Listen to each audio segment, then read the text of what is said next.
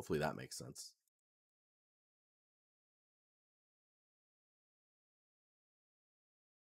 Let's see here. Oh no. Why is Discord not? Can you hear me? Hey, how's it going? Good evening. Hello. Wait, you can hear me? Yeah, I can hear you. Can you hear me? Yeah, Discord was just like, you don't have a Oh, mic. okay. I'm like, what? It was telling me I don't have a mic. No, I don't understand. n- no, but I always have to when I go to a call. I always have to like triple check because I have some problems with the sound card. So Oh I'm glad man. it worked. No, you're all good. Dude, okay. All right. So do you want to introduce yourself and talk about, and also how do you say your name as well? But talk about how Yeah, you got to what you're doing.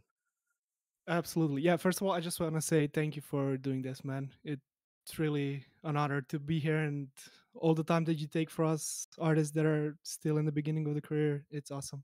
Thanks. You guys blast Yeah. past me So real fast, so it's all good. yeah, my name is Dino. I'm from Croatia. I live in Dubrovnik, and I started uh, learning 3D from scratch about a year and a half ago. And up until March of this year, I was still kind of unclear at what direction I want to go in because my first mentorship that I did in 3D was kind of a subdivision modeling, and I was leaning towards more of a movie industry, Mm, but it kind of felt unreachable for me at that point. So mm, because there's not much like movie studios in Croatia, and gaming is getting pretty big here. So I've always been a gamer, and I've decided around February March that I'm gonna go and learn how to do video games. Right? No, I'm just joking. Like I want to focus on I wanted to focus more on environments, building environments. That's what I always enjoyed most, building assets for environments. uh, I actually enjoy more building assets for environments than like compositing the scene and lighting it, mm, you know and um short-term goal for me would be to land an apprenticeship or a junior position at a gaming studio, because I feel like I'm at the point where I need a mentor who can help me out with some of the doubts and questions that I have, you know. mhm, And in long term, I would say like 3 to 5 years, I would really want to specialize in more of a procedural modeling, procedural environments, and integration of Houdini and Unreal Engine. That's what interests me the most, you know. Man, this is starting to sound like you're a technical artist. Like you uh, like art, but you're really into the like how to make it work in like an interesting way that is useful. yeah, that's what I enjoy the most. Like, Yeah. that's actually the reason why I put the finish scene at the bottom, because I still don't have like the necessary knowledge and lighting and everything, uh, to make it like look appealing as possible, So Yeah. Dude, I honestly I would take your scene and put it at the top because like your thumbnail makes me click it mhm. and then I get these props. You know? Yeah, And yeah, I they're not know, I bad know. props, but it's just like you want to see the scene that you saw in the thumbnail. It does make you Yeah, scroll, which is quite an interesting perspective. So maybe it works. I don't know. no, that was definitely not the strategy that I was looking for. I'm Yeah. I'm still kind of I'm still like, I'll be honest, like I'm still lacking confidence, Hmm. in like showing my work to others. And this is actually the first time that I'm showing it to others. So I was not very confident about the scene, how it looks, like lighting and composition. So that's why I put it on the bottom. Right. Yeah. The Yeah. other thing I'm noticing is I didn't realize that this was the original concept until I read that text. Maybe if you put it on the on the image, like just kind of Oh, okay. semi clear, just so it's super clear right off the bat. Hmm. Hmm. Yeah, this was the stars. This is the Star Citizen concept Mm, that they showed last year on the CitizenCon. that's cool, man. Yeah, you're And it's really interesting looking at your stuff too, because you're just like, I can tell you're diving deep in. You're like you're in the deep yeah, end and you're like down with it. I mean the goal of this project Mm, was to take like maybe a month and a half. It took me like a month and a half to finish all of this, and the goal was to try and learn as many workflows and techniques as possible and create, somewhat a logical scene. hmm. And I had to learn everything from scratch. Like this was the first time uh, that I tried baking high polys to low polys. Um, this is pretty much the first time that I did like texturing, materials, landscaping, Houdini. Hmm. And I had, oh my god, I had so much problems like in every aspect. Yeah. It was so many obstacles, but I feel very, I mean, not very, but I feel more comfortable, progressing forward now that I know at least like the basics of it.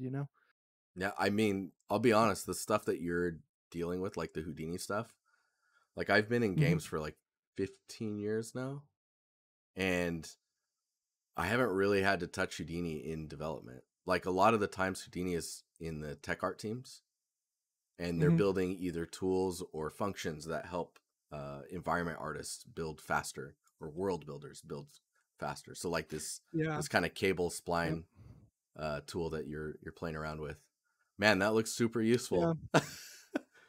Yeah. That's. I mean, the cable tool, the Hmm. cloth tool, that was part of the Houdini's Titan project.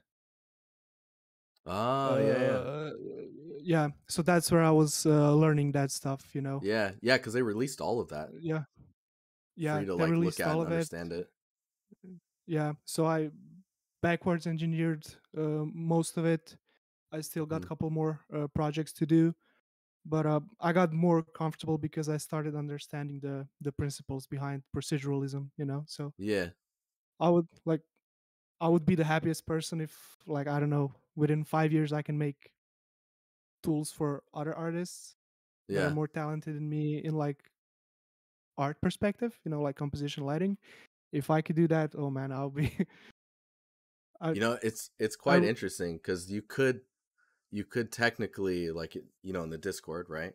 Someone's like, "Oh, I need Mhm. cables," or like, "I'm building a scene." If you could offer to deliver those types of tools to artists inside of the community, and then they can Yeah. credit you and link back to your portfolio, and then you have tools that you've developed that are actually used in your portfolio as That's well. actually. It like it promotes you in that way. It's kind of like why I always tell Mhm. like lighting artists, uh, if they can partner up with someone that is building a scene and they light it, Mhm. like it's light group projects in that sense, but uh yeah, I think that could be really interesting. Like an artist, Yeah. yeah, like Vince is saying in chat, partnering an artist with a tech art kind of person would be super powerful. Yeah, that's I haven't thought about it in that way. But yeah, Mm, that's a great suggestion. Although I think I still have maybe a year or two until I can, you know, work on something that somebody requests for me, you know. But right. Okay, I see what you're you saying. I mean, know what I when I mean? look at Like, these cables though, it's like they do what I would expect. Yeah, it looks like they drop, they kind of simulate on the Y. They go down and then mhm. um Mhm. but like if I was building a cyberpunk like scene and I just looked at this, it'd be like, "Oh man, I could ask to see if I can use it." Right? It's once it's useful enough, that's what an artist will decide, Yeah. right? Yeah, I And don't then they poke you and you're I don't like, know "Oh yeah, sure." I don't know if it's just me, but I feel like cables make everything look so much better. Yeah, it's what brings the Like, organicness to the like yeah. stuff that's being built by hand, right? Or like it makes it feel real. versus Yeah, just true, manufactured. true. But there's some But really yeah, interesting stuff this. in here. Thank you, thank you. I really. Uh, this was, as I said, this was like my first. This is my first environment, Hmm. and I went through a lot of the portfolio reviews that you did with other artists, and I try to make a list of what I can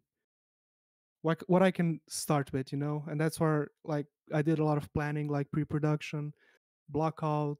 I had a composition ready, like the first couple of days of the project start. So it was really a great experience. This project was a great experience, Mm, like and a confidence booster, to move forward. yeah, yeah. There's actually some really good feedback that's happening in chat. It's like D-Clan says the tool is rarely perfect when a Houdini artist makes it. So it's great to have a user give feedback, and then can this be Hmm. added, or can it behave like this? And so you start to understand like it's almost like the UX side of how a tool behaves as well will kind of come through in those conversations. And All then right. Yeah. Vince said assets look great too, though maybe be nice to have a few more angles of the scene, close-ups of the asset in engine, because the camera's so far away that you don't really see Hmm. the details um, of the assets and like Hmm. the work you put into those. Yeah. Yeah. He says a breakdown too in a separate post could be good. If you wanted to have like another post, you can just have like props, like because like normally I would Yeah. I say was. you have like one post that's got everything in it, but when your portfolio is just getting started, it could be good to Hmm. it's totally okay to have them separated and just like here's the scene, here's the props for the scene, and then later as your Hmm. portfolio starts to fill up, you consolidate those, you start to combine them together. And man, Hmm. maybe So ArtStation so should you have that think as a tool. so you think it would be a good idea to maybe take those, for example, props, like Hmm. those four props, and put them in a separate blog post, for example, and then I don't know, include wireframe and textures and all that stuff. I mean, it can be a post on its own, just like Oh, really? your workflow study. Okay. Yeah, it would just be right next to it, and it shows all Hmm. the props. It shows like wireframes, how you textured it, um, Hmm. all those Okay. types of I details. will do that. Thanks for that. Really appreciate it. But yeah, you said you had a blog post as well. Oh man, yeah, you're doing some exploration to the Yeah, man. max. I'm Houdini just at, modeling. Yeah, at this point, it's just like learning and no, not this is focusing cool. as much on completing the environments, but rather just like learn the basics, and then Yeah, you're that's the doing goal for trim now. sheet modeling exercise, dude. Yeah, this is cool. What are these? What are you modeling these trim sheets in? Oh man, you even made these decals too. Yeah, I mean, um, Star Citizen was actually the video game that motivated me a lot to start Mm-hmm. pursuing the career in gaming, and I've always been like impressed with the level of detail that they have, and the more I dig into the workflow they have, the more I like that technical side of the things, Yeah, yeah, and they're that's very what got me systems hooked. driven. Yeah, yeah, and that's what got me hooked to it. And this is just like I'm building this collection of dream sheets because for the next projects I would like to do some kind of like a space quarter so that I can apply Mm. for a position there maybe in the future, and Yeah, your and way I'm of just rendering is like really building nice. these. Yeah, this was in Marmoset, just Yeah, trying to make it as simple as possible. yeah. I'm just realizing I don't have everything zoomed in all the way, so I'm not. There we go. Okay. Um. Yeah. Are you just doing like? Are you just literally modeling these, or is there a lot of floating geo, or is it booleans and? No, I'm modeling these from scratch because Okay. I used to model in Maya, but I switched to Blender Mm. like 2 months ago, and I use these as a practice, for because it's kind of confusing Yeah. at the moment right now the using Blender, but I'm getting better. And How long ago did you switch? this About a month and a half ago. Oh, okay. Would you say, like, how comfortable are you in it for a month's time switching from Maya? Because I think going from Maya to Blender is the hardest of the switches, like Max to Blender or Moto to Blender. Well, I would say I was pretty comfortable with Maya, like especially with the hotkeys and just knowing the interface and everything. Mm, But I would say I'm at around 70% right now with Blender. You know, that's pretty good for a sometimes month. I still need to. I have a cheat Yeah. sheet on the wall, and I still need to like look at the hotkeys and you know, Yeah. and sometimes some things are just so different than Hmm. from Maya that then I have to lose time on asking questions on on forums and stuff. And but Yeah. it's good. Let's see And here. I just discovered the decal machine. I Oh just yeah. got it the other day, so That's I'm probably probably gonna dive blowing into your that as mind. well. Yeah. Yeah, it's so Yeah. much information. Dude, decal machine's pretty sick, man. um, you can do I don't know. I've seen you. Yeah, it, I've dude. seen you It's using it so fluidly, and it's crazy. yeah, and I'm not even comfortable in it. Like it's ridiculous. And the fact that it can build your atlases for you is really nice. Like it can build your trim sheets for you. Yeah, So you can just it's model your little details and whatnot. I was gonna say, like, with the Star Citizen workflows and like floating decals, and hmm all of those, basically all of their workflows, they're using face weighted normals and floating decals for a parallax lot of their occlusion. detail and Yeah. parallax occlusion to the max. Um, they're with the tool you were just talking about, decal machine. It really it caters to that type of workflow, like Oh yeah, almost directly. yeah. I agree. I agree. I agree. Um, I think But I yeah, can give like some doing feedback on these. this too. But yeah, go ahead. I mean, I think that doing this the old way, like the old-fashioned modeling everything from scratch, I Yeah, think is just like good practice. yeah. I mean, it gets you used to Blender as well, which is one of your Yeah, goals, right? true, So true. let me see if I can, if my tablet will work. There we go. Cool. I'm just gonna doodle on this trim sheet.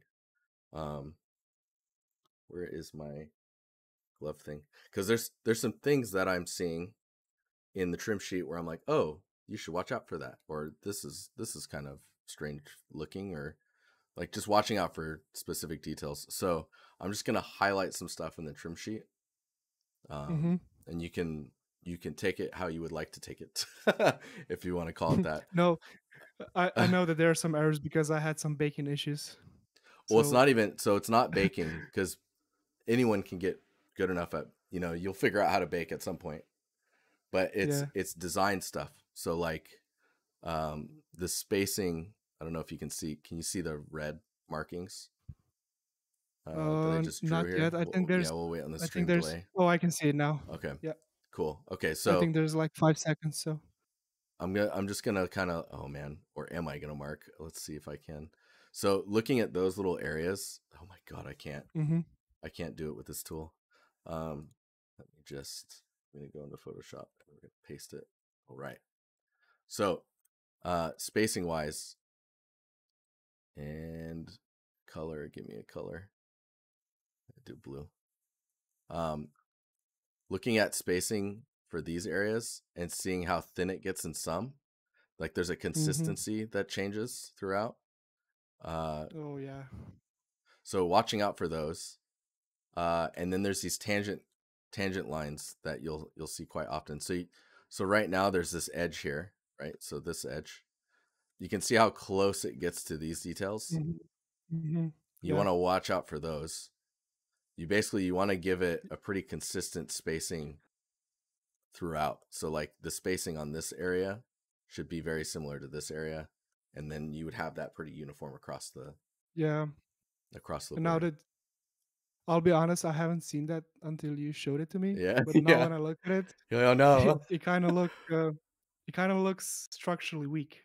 I don't know. It kind of looks like Yeah, it from would like break if you a touch it. yes. Like there's a reason that they're so uniform in real life. It's not because they look pleasing. Mm-hmm. It's because it's about structure, right? And making sure something is strong Mm-hmm. from an industrial side of things. Um, and Right. for artists' eyes, we just pick up on it as this looks wrong because that's not how I see it in real life. We don't understand that, like, oh, this would like collapse the moment you put weight on it. And you're like, what? Oh, um, True. No, you're completely right. let me see what else we got here. The other thing too is like, so if you have this trim sheet going, where this ends and where it starts will feel super weird. Let me see if I can paste this over Yeah, here. it feels like it will be too close, right? Well, it doesn't even it's not technically tiling. Like the patterns break. Like if I were to just skew this, like if the texture stopped here, Mm-hmm. it's not the spacing on this spot and this spot Yeah. feel Yeah. like they're going to be off. Um Mm-hmm.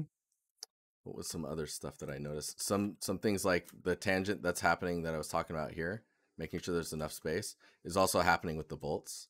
You could probably make the bolts smaller because I think that's why this ended up being wide. It's because it was Mm-hmm. making room for the bolts. Um, but Yeah, yeah, this I was mean, supposed to yeah, be go ahead. kind of like a this was supposed to be kind of like a break, like a panel break, you know, Oh, just so okay, it yeah. doesn't look uniform. But yeah, now now that I look at it, I see all the mistakes. Yeah. um, and then I think the only other stuff is like language type things, like design languages. So you have this like Mm-hmm. this cut in piece here, which is pretty cool. I like that.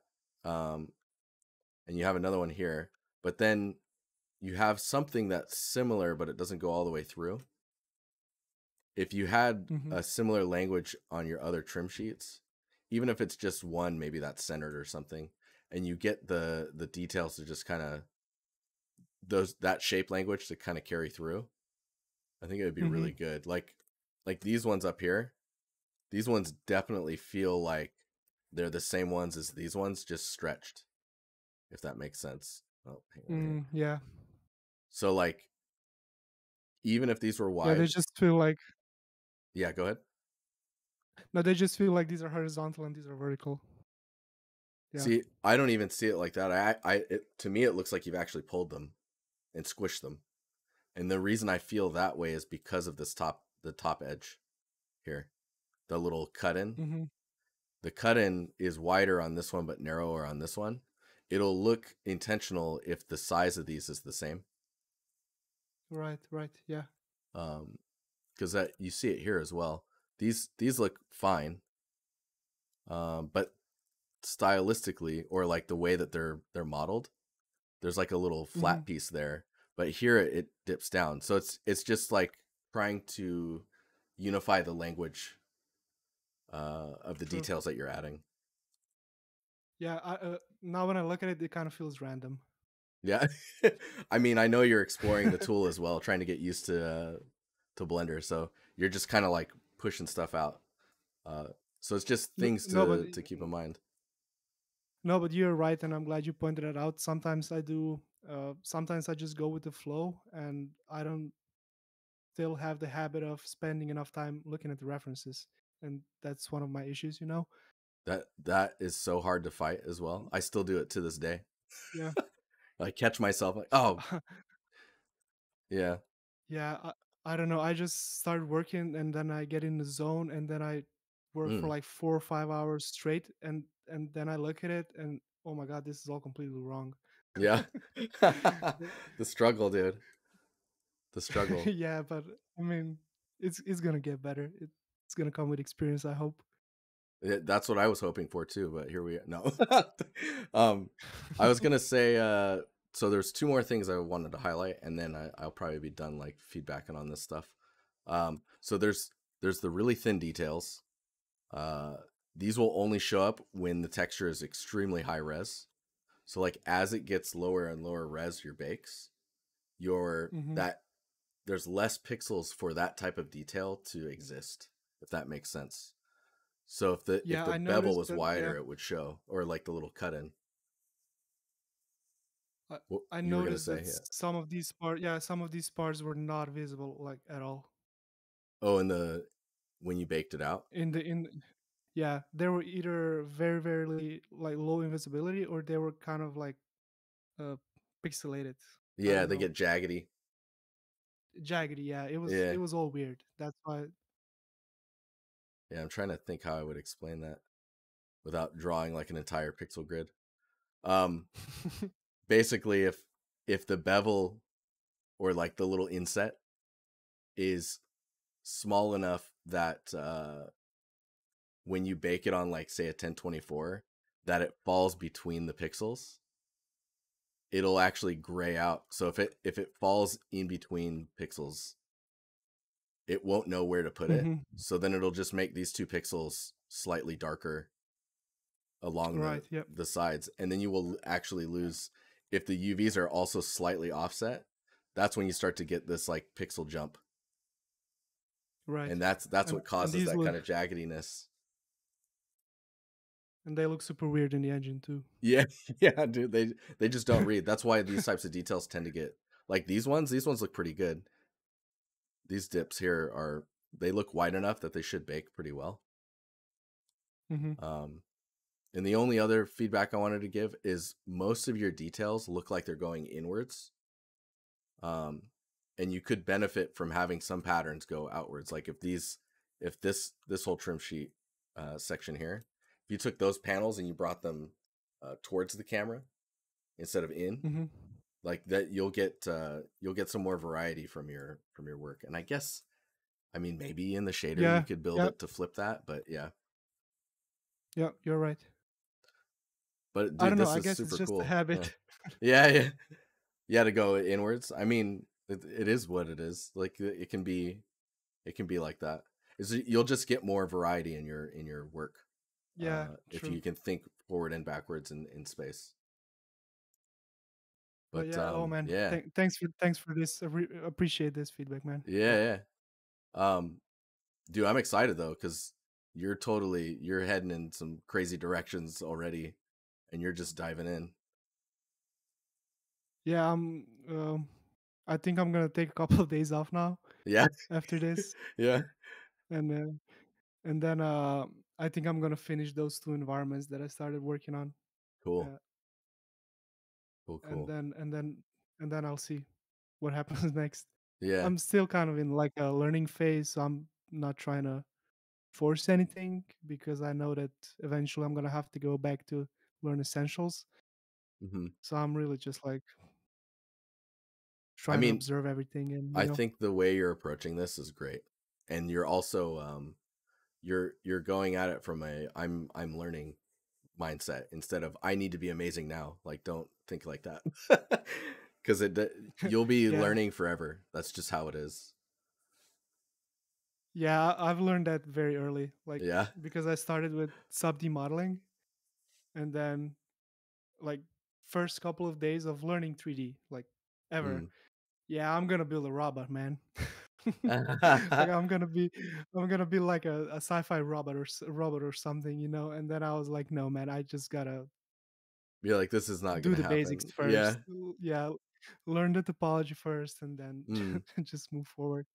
But yeah, Did you before we get out of here, do you have any questions that you wanted to ask that maybe I haven't yeah, I covered wanted yet? to ask. Yeah, I wanted to ask if, like, at this part of like career, if I can Hmm. say it that way, do you think it's a good thing to focus as much on proceduralism and like Houdini and Unreal Engine integration, or should I just at this point learn the basics of texturing, lighting, maybe some animation, just like basics of, you know, like standard workflow? I mean, Because I see what you're I see why you're asking that because it feels like maybe you might be spreading yourself too wide. Like maybe you should be doing like building the art and then you can get to the technical stuff later. I honestly think there's yeah. not a right answer. I think there's Hmm. what do you want to do? Like it looks like Oh, okay. if I leave you alone yeah, with both you need basics, like they're saying in chat. Mad9, no Mad9. I always say his name wrong. uh, but yeah, you're always gonna have basics, whether it's proceduralism or modeling, right? And Right. I mean, at the end of the day, I see what you're doing, and it's basically like instead of going, should I choose A or A to get to Z, or should I focus on A to get to Z? It's kind of everything heads in that direction. So you just go Yeah. for it Yeah. and keep it's I guess keep an open mind to like what you're working on and what you're trying to achieve. The probably the best thing I Hmm. can say for when you're learning, which it's important to state this because you can kind of always learn. Um, when you're when you're in a learning phase, you want to uh, you want to know that what you're building is for learning, right? So like if you're like, okay, I'm going to Right. build this huge amazing scene because I want to learn procedural processes for building like a giant town, for example, you can feel like it's really daunting and there's a ton to do because the art needs to look True. good. But the goal is not to make the art look good. The goal was actually to learn how to do proceduralism to the point where you can make buildings to make a city. So True. as long Yeah. as you know what you're focusing on and when you're doing art and when you're learning, if you can make sure to separate those, you will hyper accelerate not only your learning and your ability to create art, but you'll also be happier with your results that you make because you're not setting expectations for yourself subconsciously without realizing what you're making. Yeah. But yeah, Yeah. Yeah. Not. hopefully that helps. Yeah. That makes sense. Yeah. That makes sense. Yeah. I was kind of unclear about that because I'm not even sure if there is like a position of junior technical artist or junior, I don't know, procedural artists, or is it just kind of reserved for like seniors, you know? Hmm. So those are Yeah. I'm still Hmm. very, yeah. Houdini. So Houdini in games is it's not new anymore per se, but it's a very specialized thing. And like Kirk in chat says, Yeah. you can already specialize because there's a lot of opportunities out there. Um, so it's more like how do I how do I get my foot into the door for that? And I would Yeah. this is just me guessing based off what I've been seeing around me is that you would likely it's probably good for you to understand like when you make assets why they like looking at them from a technical perspective as well, like understanding, Hmm. oh, this asset has this many draw calls and this is how many textures it loads, and when does that go bad, like how many shader calculations until like a shader is too expensive and tech art would freak out. Those types of things, those will allow you Yeah. to head in the tech art direction more. But then also tech art, from what I've seen, is the group or the team that tends to look at Houdini the most, or they Oh, work really closely awesome. with art. But it's still like you would probably find positions where uh, tech art and Houdini are like pretty much one and the same. Trying to think Right. there was one other thing I wanted to say about that. If you make amazing artwork and you're also using Houdini to do it, people will grab you. that's just that's just how it is. They will grab you for what you're Yeah. showing in your portfolio. So if this is what you're passionate about and you just keep gunning in that direction and you're taking on feedback and getting better at not only the art but your proceduralism approach, it becomes intriguing Hmm. to people and the quality goes up and it reaches a point where it's just inevitable someone will grab you. Cool.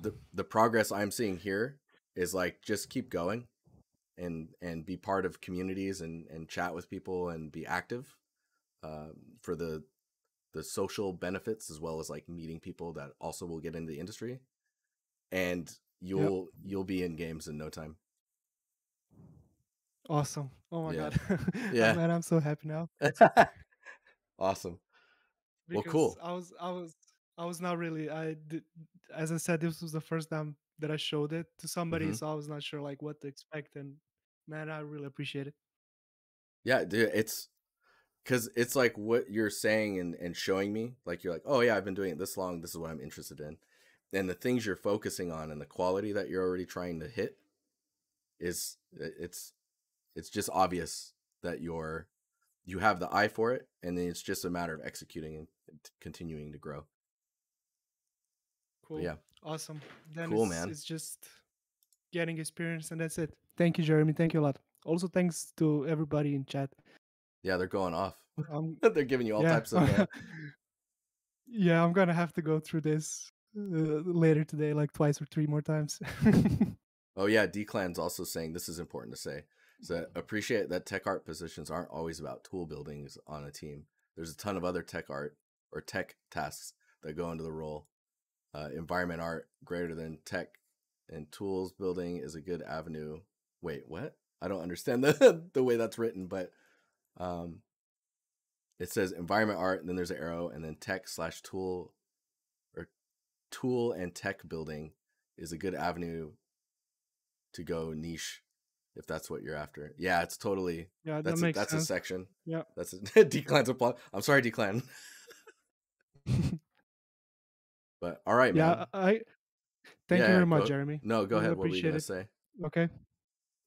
Uh, no, I just wanted to say like something. I've read somewhere that like finding a niche in art is like a pretty good thing. I've read that somewhere. It's nothing very important. Okay. Okay. Uh, but yeah, Awesome, man. I'll talk to you later. Okay, Definitely. Yeah, just poke me. will do. All right. Have a good night, everybody. All right. See you. See you. Bye.